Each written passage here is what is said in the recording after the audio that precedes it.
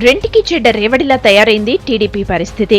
రెండు కళ్ల సిద్ధాంతంతో తెలంగాణలో ఎప్పుడో చేతులెత్తేసిన బాబు సీమాంధ్రలో కుదురుకునే ఎత్తులు వేశారు. ఆ ఎత్తులే మెడకు చుట్టుకుంటున్నాయి. సీమాంధ్రలో అధికారం తమదేనంటూ స్పీచ్లతో అదరగొట్టారు బాబు. వచ్చినోళ్లను వచ్చినట్లే సైకిల్ ఎక్కించుకున్నారు. టికెట్ హామీలతో గోపీలను దగ్గరకు తీసుకున్నారు. ఇదంతా బాగానే ఉంది. తీరా టికెట్ల వ్యవహారానికి వచ్చేసరికి సీన్ సితారైంది.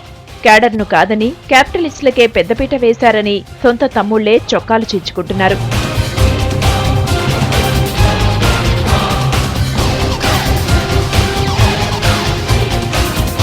తెలంగాణలో టీడీపీ సీమాంధ్ర పార్టీగా ముద్రపడింది. వలసలతో వీకై ఐసీయూలో ఉంది. పొత్తు వ్యవహారం పార్టీ హెల్త్ను వెల్త్ను దెబ్బతీసింది.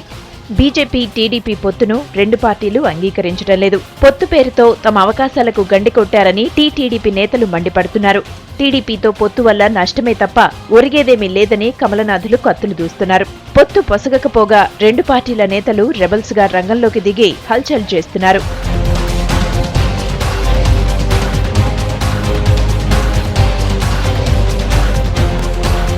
సీమాంధ్ర సీట్ల కేటాయింపులో దాదాపు 30 మందికి పైగా వలస నేతలకు టికెట్లు కన్ఫర్మ్ చేశారు.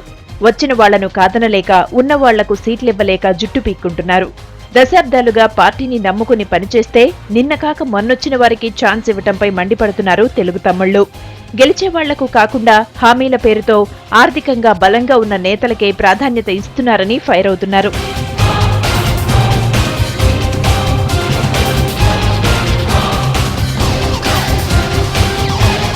సీమాంధ్రలో సీన్ సితార్ కావటంతో కన్ఫ్యూజన్లో పడ్డారు చంద్రబాబు.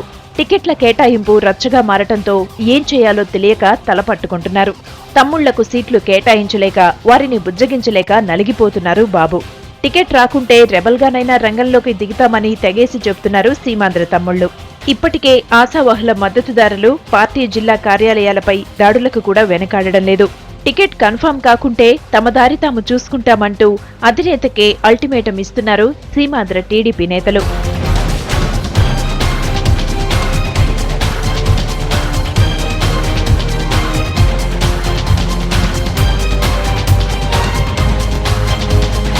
సీమాంధ్రపై ఆశలు పెట్టుకున్న బాబుకు ప్రెజెంట్ సీన్ రివర్స్ అయి కూర్చుంది. దీంతో వచ్చే ఎన్నికల్లో పచ్చ పార్టీకి తిప్పలు తప్పేలా లేవు.